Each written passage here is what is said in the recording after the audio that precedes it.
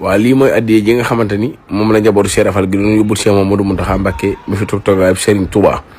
tey di dimanche le 15 février 2026 addiya ji moo ngi toll ci juróomi téeméeri million moom lañ yëkkati jox ko Serigne bi tey boole ko juróom-ñaari fas ñaari góor ngelamu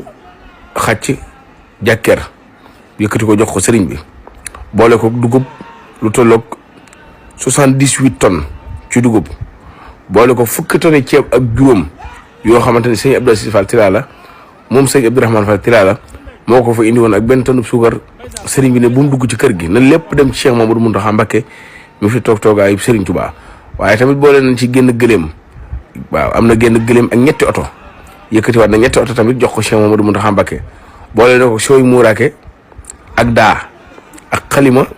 ak parfum ak sejaada am na ci waaye bi ñu demee nag ba àgg la sëriñ bi yëkkati ay dàll yi fi nekkoon lépp di saa koy dàll mu yëkkati ko jox ko ni na ci topp kon ay dàll tamit mi ngi ci kon daal na gaañ xam ni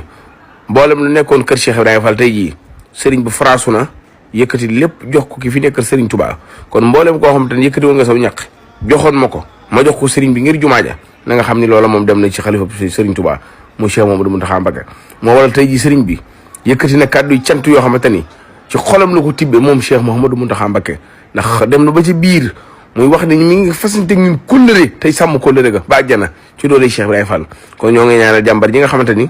borom noppi ak joxe ak mandu borom jëf ju rëy ji nga xam ne saa bu jëfee rek loxo dala gémmañ muy am di yaa Xadi Fall jàmbar ja am di yaa Xadi Fall gaynde ga am di yaa Xadi Fall garmi gi am di yaa Xadi Fall doomi soxna Xadi Fall moom maam Birangaan Fall man tuddi Ibrahima Xalilullaahi xaritu yàlla bi waaye soxna su Silla génn du am nanu ndam daanan amati ndam waaye doole tanu